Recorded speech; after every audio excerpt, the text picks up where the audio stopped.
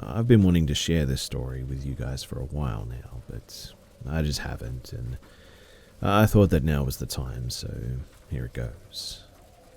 In 2007, when I was 12 years old, my family and I took a trip to Florida with some of my cousins and family friends. Naturally, while at the resort, my cousins and I would all hang out at the kids' club, where there were always a bunch of kids to hang out with, epic chicken fingers and ranch dressing, and fun games for us to play just all round. There was a director of the kids' club who watched us and facilitated all of the activities. His name was Dan. In retrospect, Dan was a major creep. He was around 40 years old, super tall and skinny, and was balding terribly. But the worst part is that sometimes he had us call him Dan Dan the Animal Man. Side note too, these sort of memories leave me in awe of just how naive and blinded to danger I was, and I'm sure most were as a kid. If I ever met this guy now, I literally wouldn't want to get in within a 5-foot radius of him, and there I was as a 12-year-old thinking that he rocked. Time is a truly wonderful thing, right? Anyhow, I digress, but it was made clear to all of us that, for unknown reasons, Dan was leaving the hotel in a week. None of this really fazed me, but on our last day of the hotel, I lost my cell phone. It was a bright blue chocolate cell phone, if anyone remembers those gems with the spinny wheel. But I quickly told my parents that I just couldn't find my phone anywhere. And considering that this was already the second phone that I lost that year, my mum yelled at me and told me that if I didn't find it, that I'd be grounded. I hurriedly ran around the hotel looking for my phone everywhere, and along my way I went into the kids' club to see if anyone had found it. The room that was typically bustling with kids and activity was now eerily quiet and empty. But Dan was sitting on a couch, all by himself. "Hey Dan, did you by any chance see my phone anywhere?" I asked. Dan responded, "Yeah, actually, I found it and I put it in the lost and found in the basement. Come with me, I'll show you." Thinking absolutely nothing of this, I mindlessly followed behind Dan as he led me around the back of the hotel. We walked for about 3 minutes, I would say, and arrived at the foot of a stairwell going into the basement. We were standing at the back of the hotel in a really strange area, and nobody else was in sight. "It's down here?" I asked, confused. I was staring down a long flight of stairs leading to absolute darkness. The walls were made of unpainted concrete, and it looked no more than a storage area, let alone a basement with a lost and found. Dan nodded and held the door open for me, motioning for me to head down the steps. But something in my 12-year-old self just suddenly woke up. I'm not sure if it was instinct, fear, or maybe it was just luck, but I immediately knew that I needed to get the heck out of there now. Before Dan could say or do anything too, I just blurted out, "Never mind, I think I left it with my mum," and darted away from the stairwell and back to the hotel lobby. I was so shook up by this because just something about that situation didn't feel right. I just knew that he was going to hurt me, and as a kid who wore rose-colored glasses and was overly trusting of others, this really meant something to me. I tried to compose myself and figured that I'd investigate a bit more. I walked up to the concierge of the hotel and asked them where the lost and found is because I lost my phone. The nice woman at the front desk told me that the lost and found was right there at their desk.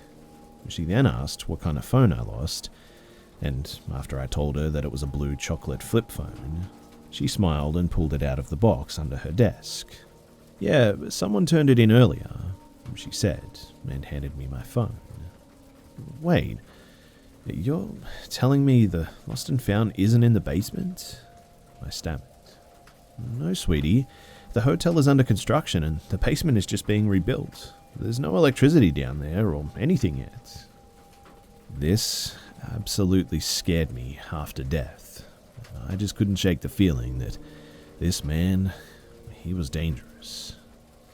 At the time I was sharing a hotel room with my cousin, and she was the only person that I told. Considering that she was only 8 at the time, I think I really freaked her out too. But I'm now 26 and I still think back to that moment and wonder just, what if? What would have happened if I'd gone down into the basement with Dan the Animal Man? It feels truly like one of the most critical junctures of my entire life, and I'm just really happy that I knew to get the heck out of there before it was too late. And recently I contacted the hotel to inquire about past Kid Club employees named Dan from 2007, just to see if he's still around or not, or on a sex offenders list, or in jail. I even told HR this whole story, but they just still refused to give me any information about him, and it sounded pretty sketchy about it too. I'll continue to do some more research, and if I ever find more information, then I'll be sure to share it with you guys here. But thanks for listening.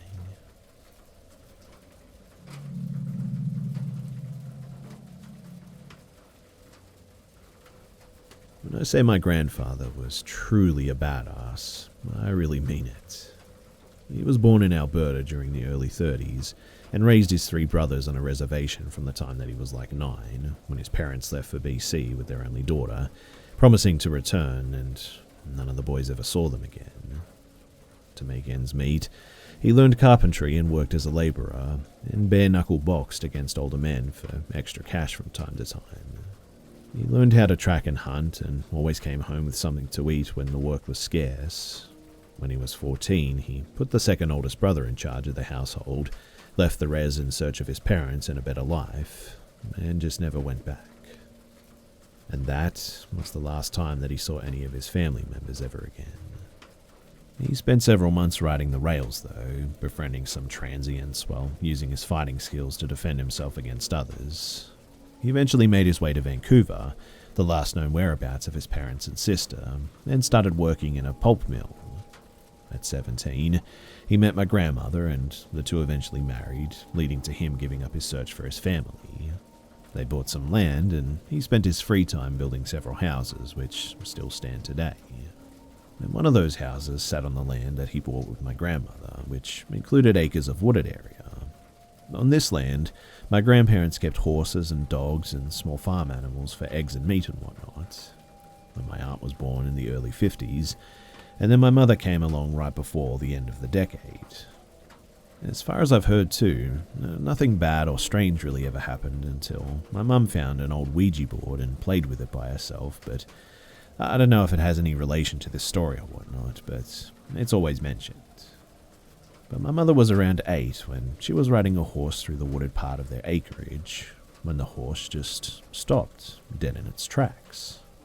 Well, my mum tried to spur it on, but it seemed to be frozen in fear, and all of a sudden she smelled something like rotting garbage and meat. She pulled back on the reins, and the horse instantly turned and took off backwards towards the house, almost knocking her off its back several times along the way. Afterwards too, that horse was just never really the same. It would try to kick her, and if she got on it, it would fall backwards, trying to crush her beneath it. On one occasion, it started acting like its old self again, letting her climb onto it, but once she did, it just ran towards the road and stopped abruptly, bucking her forward onto the path and an oncoming car. My grandpa actually saw this one happen and even put a shotgun to its head, and the horse just kept breathing heavily and staring straight ahead. My mother barely missed being run over by a car that day that saw the horse coming and managed to swerve out of the way in the last instance, and my grandmother begged my grandfather not to shoot the horse, but he finally decided to give it away when he saw my mother wasn't badly injured. And that same horse fell on the next person to ride it, breaking her collarbone, and the father did what my grandpa said that he should have done the first time. But after that, animals started going missing, and one of the hunting dogs was injured by something during an attack at night. Well, my grandpa set out some traps and stayed in the hayloft above the barn with a shotgun and a rifle beside him, and slept out there for several nights at one point. He figured that it was foxes, or maybe coyotes, or wolves, or even a desperate bear perhaps, which is what he attributed the smell in the woods to and the horse's reason for losing its mind. But nothing ever came the entire night that he slept out there, and eventually he just figured that it had moved on to easier prey or perhaps even died. But the day after he stopped sleeping in the barn, my mum was out near the tree line playing with the injured dog as it was healing, and out of nowhere, the dog started sniffing the air, and then positioned itself between my mum and the trees, growling and barking. My grandpa heard the noise and came out, stopped in his tracks, and called to my grandmother to bring his rifle, then whistled for the dogs.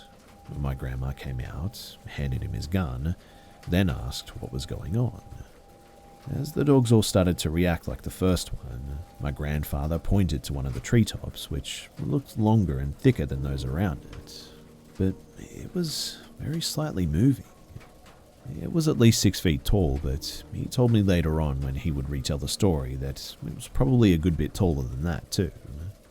But he took aim and fired just as he saw a pair of wings start to open up. Whatever was up there was watching them, but he beat it to the punch. It was a kill shot, directly in the chest with a high-powered rifle, and he instantly started running forward with all of the dogs following him as this thing plummeted to the ground. The breaking of tree branches was wholly unmistakable too, he said. When he reached the impact point, he raised his rifle again and commanded the dogs forward to flush it out, but they all just sort of stood on the spot and kept spinning around, trying to catch a scent that just seemingly disappeared. A pile of broken branches lay in the obvious landing spot, but beyond that, there was no proof that anything had happened. There was no body, no blood, no trail, which meant that it had either disappeared or gone straight back up the way that it came. He searched those woods too for several days, but just never found a sign of what that thing was. They didn't see it or experience issues with the animals after that though, which I guess sort of lends credence to the fact that this thing was the thing bothering them. Decades later though, when he was dying, he kept talking about how he saw something. In his delirium, he referred to it as an alien, but said that it was coming back for him. Now, I have never seen that man scared of pretty much anything in my entire life, but there was actual panic and fear in his voice this time. A few nights before he died, he had already been too weak to stand on his own for several days, and my grandmother woke up to the sound of a gunshot. She ran outside, fearing the worst, and saw my grandpa lowering his rifle, staring at something in the distance. She took the gun away and helped him back inside, and that was it. I don't know if whatever it was actually did come back for him, or if it was just a hallucination of an old memory or something. But I would like to think that he went out with a final screw you to the thing that tried to torment his family all those years ago.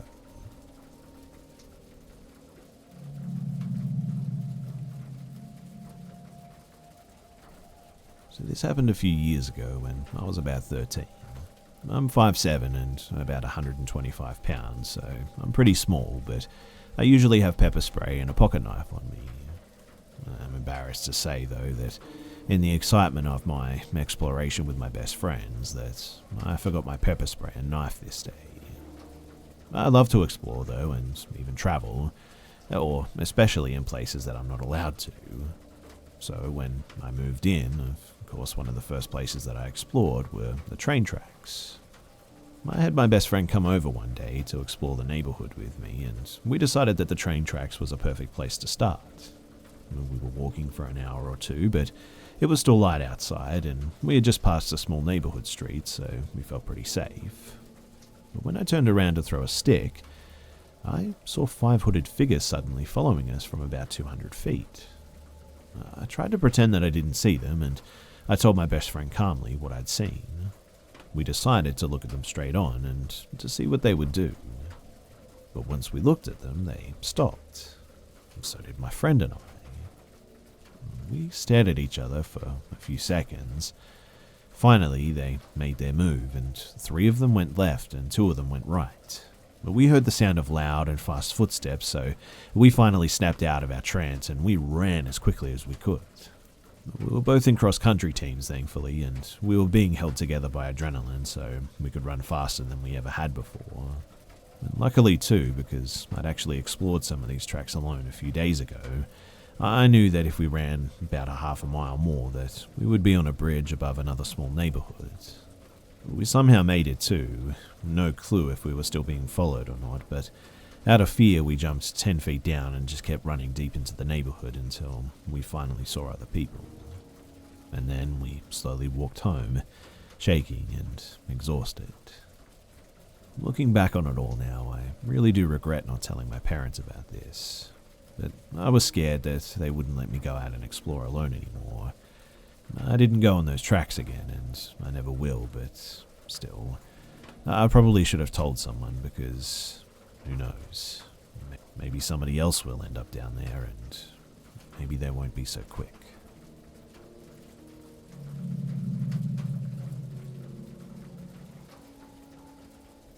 So to lay the scene, I live in a small town in Florida, very close to the coast.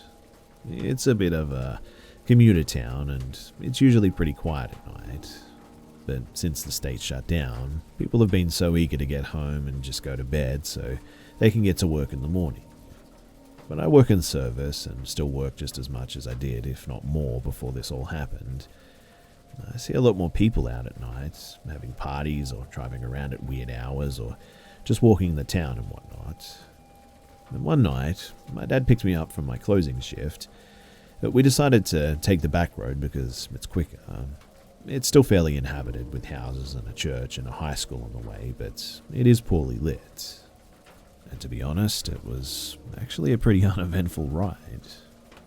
We were just talking as usual, catching up on how our day was and whatnot, until we made the final turn onto a stretch of road beside the church, and in the middle of the road was what I can only describe as a creature.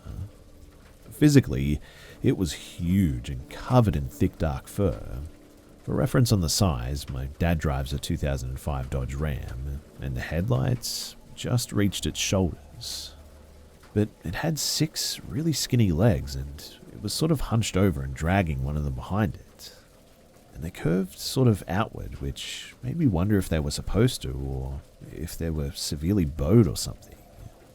I really can't logically think of any animal it could have been, to be honest, unless it was mutated or had been born deformed or something.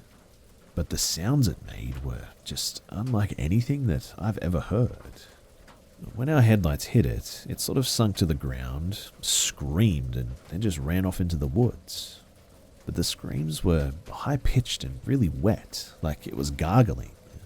I saw it stumble off the road and hit a tree before screaming again, and then it just disappeared. My dad stopped the truck and we got out with a flashlight. We only stayed for a few minutes as we were both pretty shaken up, but we looked for blood or tracks, but there were none. But what I do remember is that the whole section of the road in front of our truck was covered in what looked like white sand. And even though we are close to the beach, it's pretty much all woods around that area. We got back into the truck after that, though, and we just went home. My dad just refuses to talk about it, and we don't actually take that back road anymore after that. But I guess the reason why I'm sharing this here is because I would like to know, do any of you guys know what the heck that was?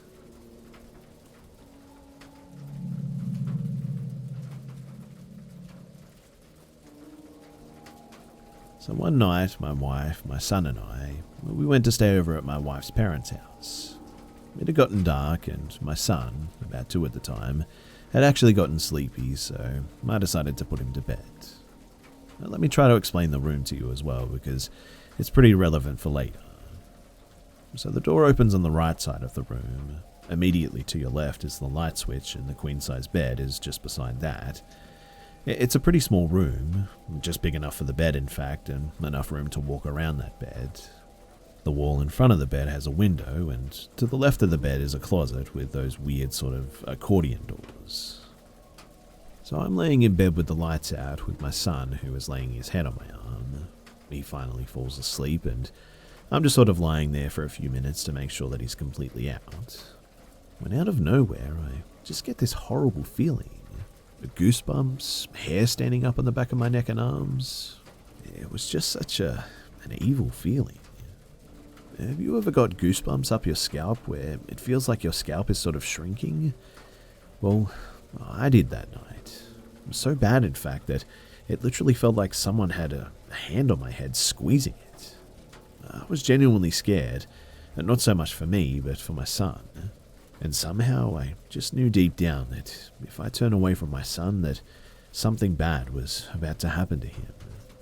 I thought that if I could turn on the light, I could grab my son and leave the room. So, where I was in the bed, I could just barely touch the plastic bezel thing on the light switch. I was afraid to move because I knew that if I did, whatever this thing is, it will get my son. His head was on my arm this whole time, though. So I finally chanced it. I jerked my arm out from under my son and I turned on the light quickly. It honestly took just a split second, but when I turned back to grab him, he was now at the bottom of the mattress, like something had pulled him from the top to the bottom in like a split second. And I know that he didn't crawl down there because, well, he was still fast asleep and there's just no way that he could move that quickly. So I grabbed him up and we left that room and just slept in the front room that night. But something evil wanted my child, and that truly terrifies me.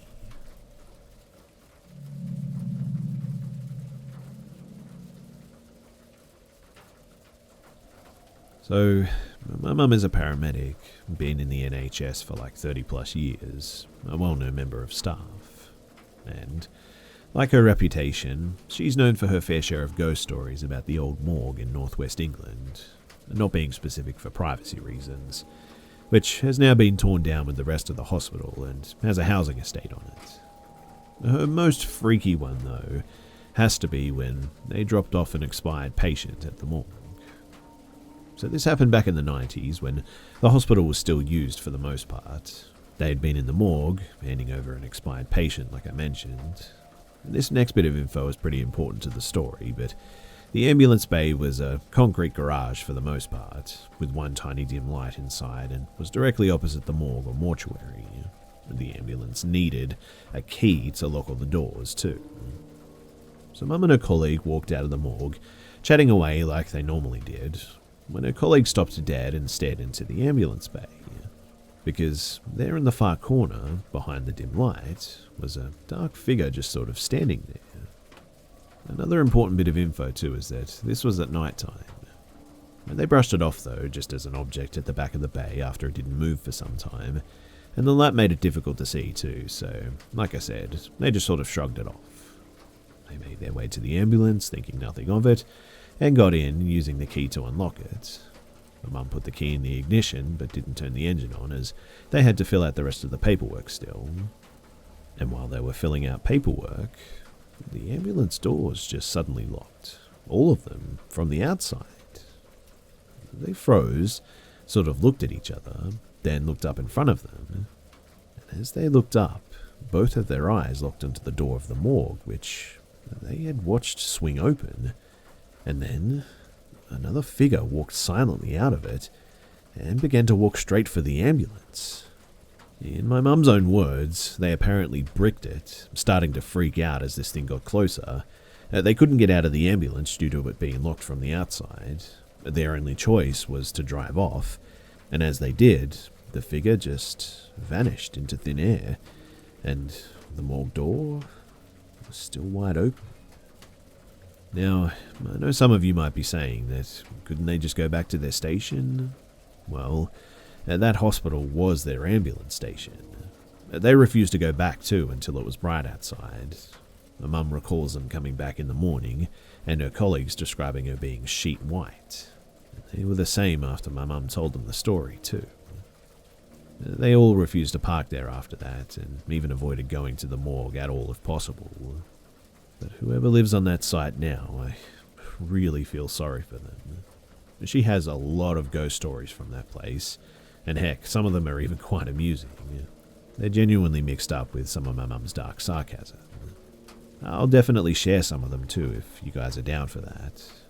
But generally speaking, ghost stuff just never really bothered my mother, even up until that point because, well, she'd experienced so much. But this one, she always said just never really sat right with her.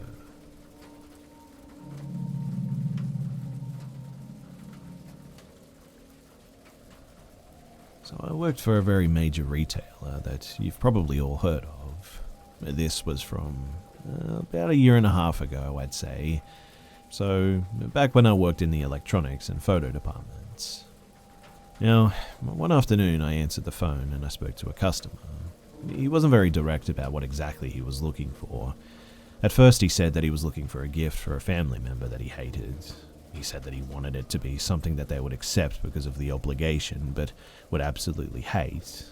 I asked if he was looking for a type of gag gift or something, and he just sort of dodged my question. Instead, he started asking me about what I would buy if I wanted to get a gift for a family member like that. I said that I just really wasn't sure, but maybe a movie or some music that they didn't like would be a good choice. Then he surprised me by asking what type of movies that I like to watch. I said that it wasn't anything that would really fit what he was looking for, as I usually watched anime. And next he asked that if that was something that I would want to watch over dinner. I said that I certainly do watch it while I eat dinner sometimes, not knowing where he was going with this at first. But then he said, no, I meant with me. I just sort of laughed nervously at this, and I told him no. Then I quickly changed the subject back to what he was looking for, and he asked if we had a certain TV series in stock. I told him that I would go and check. By this point I was feeling pretty uncomfortable, but I still wanted to keep my customer service going and not disappoint the customer by being rude. So I found what he was looking for and then told him the price and how many copies were in stock and whatnot. After this, he asked me some other questions about myself, and in the end I just sort of told him that perhaps I wasn't the best person to help him, and then I handed the phone off to a male co-worker. I walked away from the desk at that point and made my way back to the photo department, where I felt safer as I wasn't in the direct view of customers who were walking around and whatnot. I took a moment to collect myself before I left, and this next part was my co-worker's interaction with the customer on the phone. So my co-worker introduced himself in the usual manner and asked how he could help. The man then said, "Oh man, where did that cute, bubbly girl go?" My co-worker replied with an improvised response of, "Oh, she's actually our photo associate and she doesn't know as much about electronics." To which the customer responded with, "Oh, I'd like to see some pictures of her naked." To which my co-worker really didn't know how to respond. The customer then said that it would be easier to just shop in person and that he'd be back later to see me, and then he hung up. I asked my co-worker if he was ever able to get the customer off the phone, and he told me about what the customer said, and quite honestly, I really felt sick. I was also pretty terrified of coming into contact with this customer that I went to management and reported the issue to them. They just chuckled and said that there wasn't anything that they could do, as if it was likely just a prank caller. I was worried though about spending any time on the sales floor, but I still had to complete my shift. That evening I was quite terrified, and I politely asked a male co-worker to walk me to my car. He obliged, and we saw no trace of any creepy guys anywhere, and I never heard from him again ever since then. But it's weird how things like this can just put you on edge and make you look over your shoulder constantly. It's a horrible way to live, and it's something that I really don't wish upon anyone.